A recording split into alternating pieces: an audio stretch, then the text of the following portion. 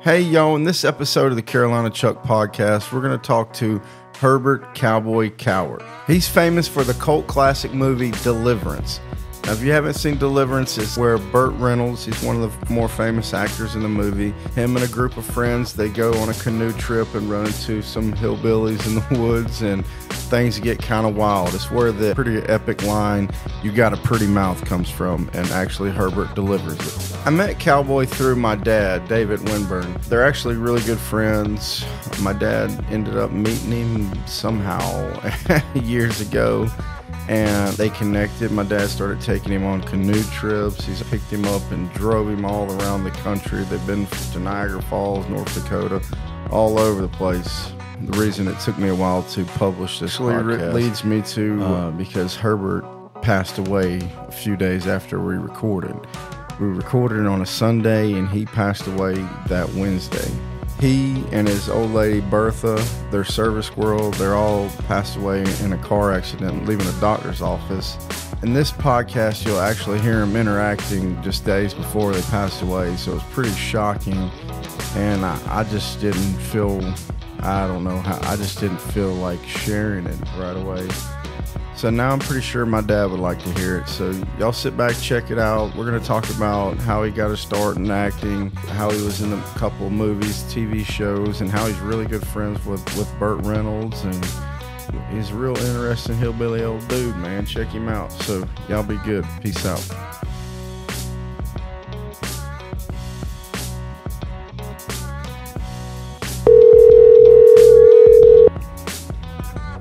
Your call has been forwarded to an automatic voice message system available.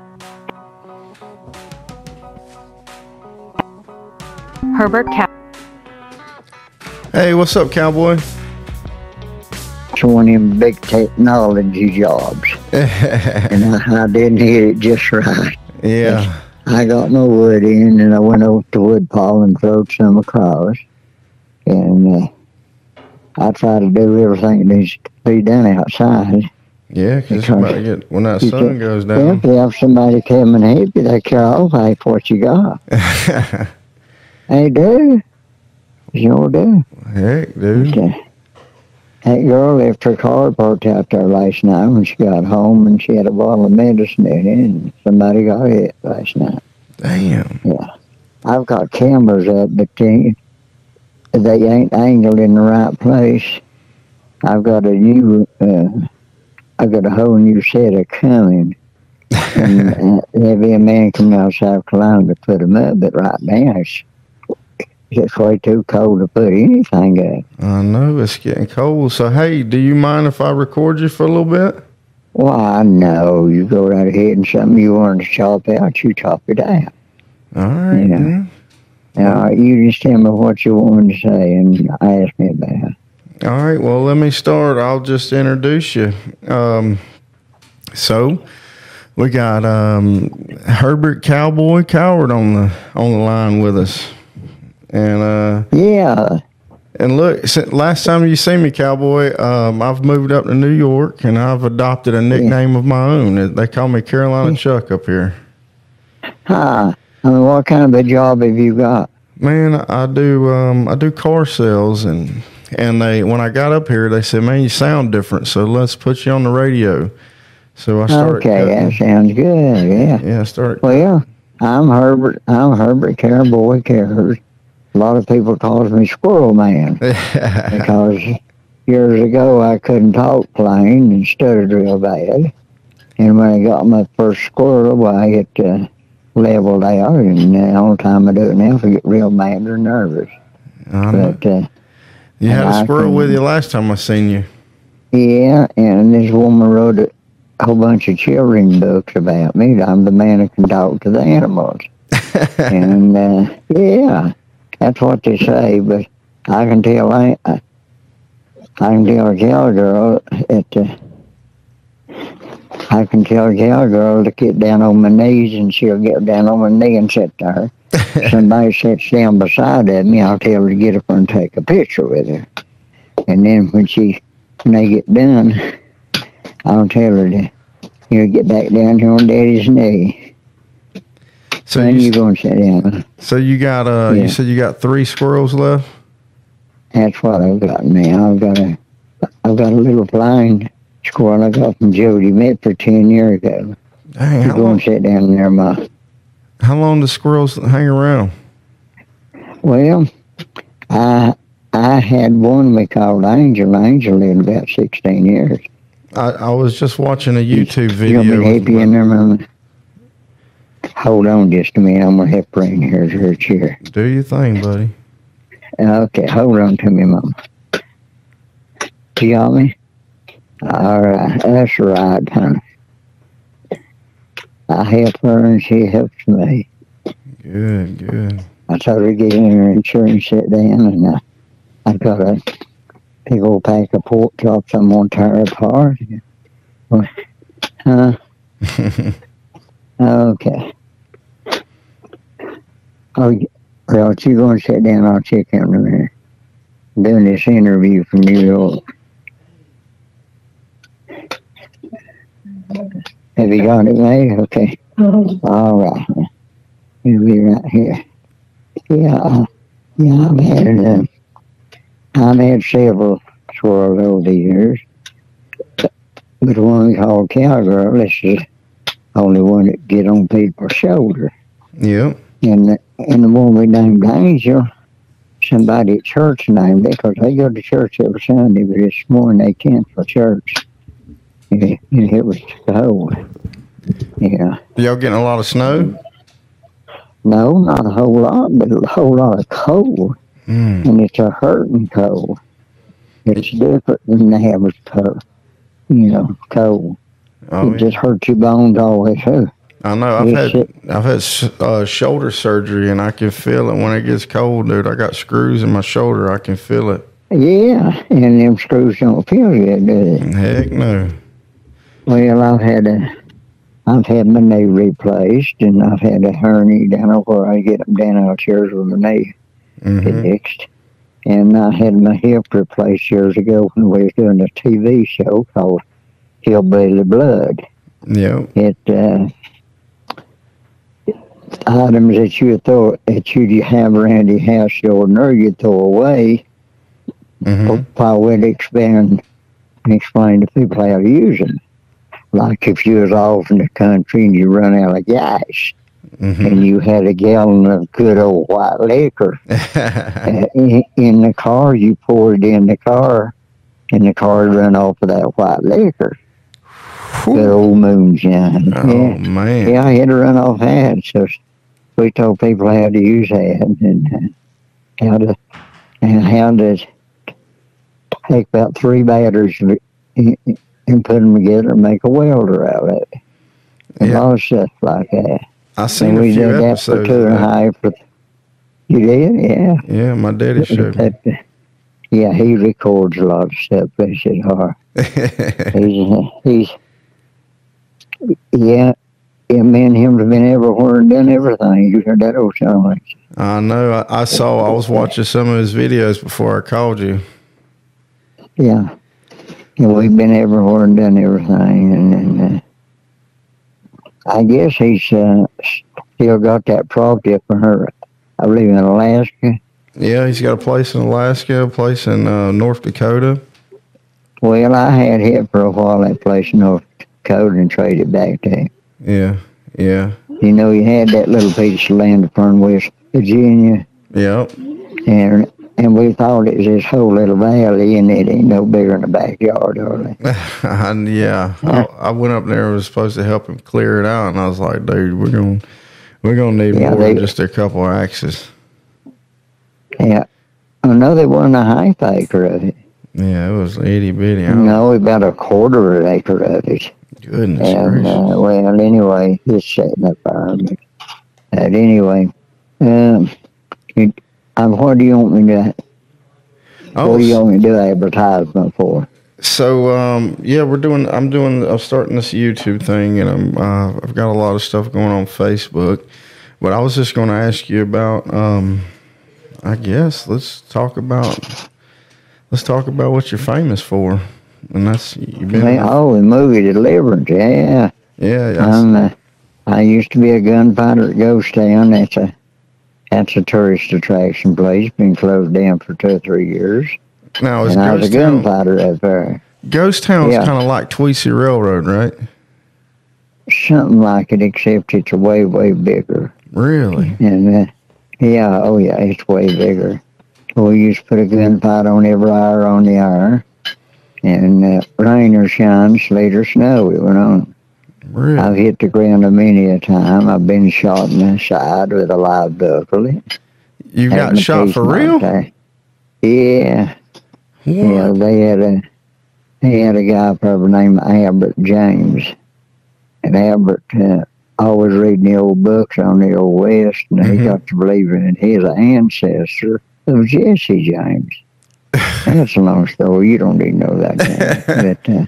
but on the movie Deliverance, what do you want to know about it? So how did you get involved with Deliverance?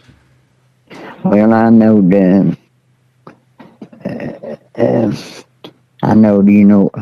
of Burt Reynolds. You know Burt. Yeah, Burt Reynolds. Yeah, we was down there a week before he died and stayed a half a day, me and Bertha did. And I've got pictures of, me and Burt. Now, was he at Ghost Town with you? Yeah. He went up to Ghost Town one time. He was up there 2 weeks, I think. And he was a real likable feller, Burt was, And he said he didn't have but 3 real friends in his whole acting career. And I was one of them. If there's a difference in a friend and somebody's always holding their hand for money. Dang, dude, that's a big statement there. He's a pretty... It is, yeah. And he made that over TV one time.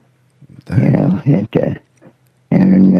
But he come to the house one night. It's been years ago. And he said he called me and said he come down on Johnson Street down here.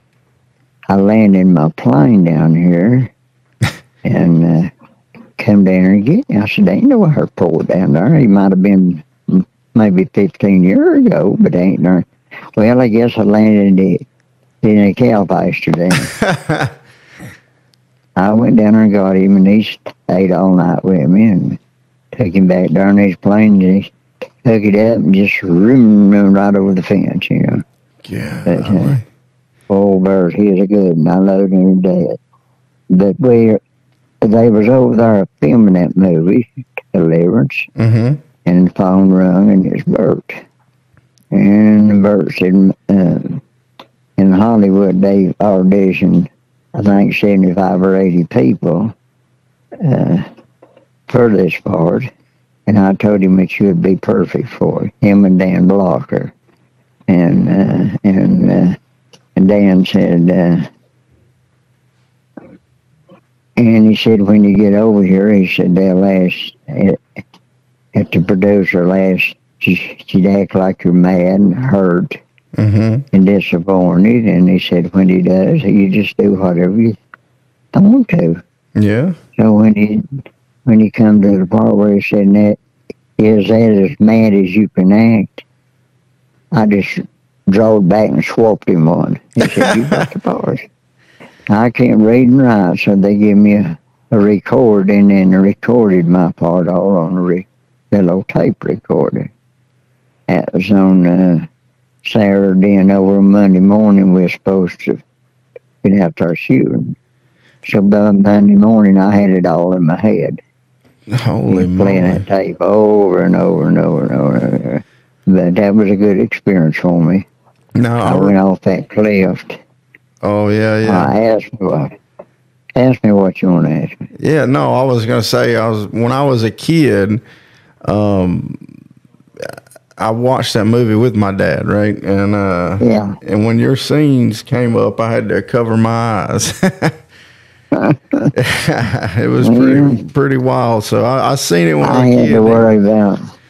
I had to worry about it going off that cliff. But I went in places that they had never been nobody went to before. Off them cliffs. And it was about 7 foot high. About 700 foot high. Yeah. And I went off and they had a crane up there let me down. and had a harness on. And there's a guy when he comes from Hollywood, and he's going to do the big part of it, and he wanted a whole lot of money, and I told him just put it on my check this week. I'm already harnessed up. Yeah. But so you did your own stuff. We did that. Yeah. But you had to work. You had to watch down through there for rattlesnakes and copperheads and big lizards they had down there. Goodness gracious! But I went off the cliffs and went down and went in the water, and he opened up the dam and gave half a gate of water, and it stirred up mud, real bad mud, and we stirred up the mud, and they couldn't get underwater shots, so they had to go uptown up there and fix up a pool with the artificial rocks and everything. And I dived off to the diving board and went under the water. I had to go down and come back up, and go down and come back up. And I told them to take a big old iron thing down there, and when I went down, I'd hold on to it till they got their shot, and then pat me on the shoulder, and I'd come back up. So that worked. But we did, I did my own stunts and everything. Yeah. But, and y'all had no idea how big that movie was going to be. Oh, nobody did. And the guy that I played the part of, his remains never was found. Yeah. In other words, that dam was filling up with the water then, say. Yeah. And the area that we was in, there wasn't no water, Now, did they give your character a name? Huh? Did they give your character a name, or was it was Toothless Guy or something? I was a toothless bastard, they call me. Toothless Bastard, yeah. I had my two front teeth knocked out. At one of the gun shows, right? Yeah. Yeah, that happened in one of the gun shows. If the guy that played an Undertaker, he got sick and had to go home. They hollered at this fella worked down at the horse barn, and they come up and they was explaining to him, what to do, and putting an outfit on him. And when he died with your legs over, and when he turned me up, the legs was up in the air. And when he pushed me down, I come up with my mouth open and my eyes back in my head, Yeah. It's like a dead man, right?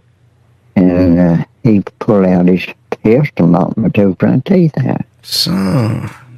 So, and then we did the Ghost Town movie. Yes, you know about that, right? Yeah, I know about that. And we did that, and then we did the thing Hillbilly Blood for 2.5, 3 years, and then on Jody Medford's a big singer. Yeah. And I've done shows with Jody, and he sung about the revival in the Little White Church, and I played the part of the preacher handling the rattlesnakes and the copperheads. Now you did your own praise the Lord, and praise the Lord, and hand me a copperhead, Yeah. And so tell me what else you want to ask. Oh no! So how about that scene though in Deliverance where things was getting wild out in the woods? Well, really, that didn't happen. That was just what people imagined in their head it happened. Right, right. Yeah. You imagine anything, it happens, and you picture it in your mind the way you want it to. But on the scene, and a lot of people calls me for having a pretty party or something. They'll call me and put the phone on speaker. You sure have got a pretty mouth, fella. All down on your knees. If you've ever done any praying, you better pray now. That's awesome. And, yeah. Yeah, that's a big line, dude. That's kind of anytime you're going to advertise a product or something. I mean, do you advertise any products or anything? Not yet, I ain't, but I'm working on it. I do. Like I said, Well, I'm just doing cars right now, but like I said, I'm working. I done other things. Yeah, we went into Canada and up to Niagara Falls while we flew around the falls in a helicopter, and he danced around the falls, you know. I done an advertisement up there for the helicopter company. They want me to come back, but I ain't able to. And I said I had my squirrel with me. And I said, if you're going to fly, the helicopter around the falls, you don't fly over in Canada helicopters. You fly in hot air company helicopters. And that way they'll give you a good ride, and they got all new equipment, and they'll take care of you and do a good job. If they want me to come back for and do another one of them. That's awesome. Yeah, I'm about 3 hours from there. Yeah. Yeah. But it takes a long time to drive up there where you're at. Oh, but up there at the falls, you can drive it in 3 hours, right? Yeah, I can get to Niagara in probably about 3 hours. Yeah. But anyway, I enjoy doing it, and I go out, if I go to the grocery store, go to the doctor, take my squirrel with me. Yeah, I've got papers on her and everything. And she's, a service animal. Really? And, yeah. And we was down there in New Orleans, and we started to get on one of them trolleys right all over town, and this woman asked me, she said, what in the world is that? I said, that's a squirrel, and it's a service animal. How in the God's world does it service you? Well, I said, if I'm half drunk, it pats me on the shoulder. If I'm bad drunk, it slaps me through the face. Goodness gracious. Yeah. Wow. Yeah.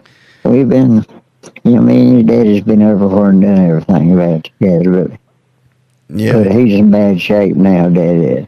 Yeah, he's got to get his knees worked on. You said you got a knee surgery coming up with yourself, don't you? Yeah. Well, I've had mine done about 1.5 years, 2 years. Yeah. But he's having one coming up. But if you have anything to come up, just holler at me, and we'll record whatever you want to record. Yeah. Well, I appreciate your time, buddy, and like I said, I'll be in touch with you because I'm sure I can come up with some more stuff. Well, you've got my number. Just give me a call, and if you've got something you want to advertise, or like if you're advertising, for the Coca-Cola company, I'll say, yep, old Cowboy drinks Coca-Colas. Yeah. And ain't nothing no better than, I got Coca-Cola for Cowboy. And we had them when we were, filming the movie Deliverance, and anything you want to say like that, we'll do it. Yeah, and I appreciate that, because that's what I'm kind of working on getting into. Well, you just give me a call when you want to do it. All right. Well, you do me a favor. Get over here, and I've got some pork chops I want to help her fry. All right. Well, do me a favor. Appreciate you calling, son. Yeah. Say your name for me one more time. Herbert Cowboy Coward. Perfect. And why they call me Cowboy, when I was about 14 or 15 years old, I worked with this old man, had a bunch of old bulldozers. I'd get on them, and they'd go bouncing out through there, and he'd holler right at them, Cowboy. So I've been called Cowboy since I was a boy. And now a lot of people call me Squirrel Man or the Animal Man. Heck yeah. I can talk to them, and they'll turn their head and act like they understand what I'm saying. All right, Cowboy. You have a good evening. You give me a call anytime that you want to do something, or maybe just throw a plug in for you or something, yeah. All right, Cowboy. Well, I appreciate you, buddy. All right. You have a good evening. Stay warm. Bye. Bye.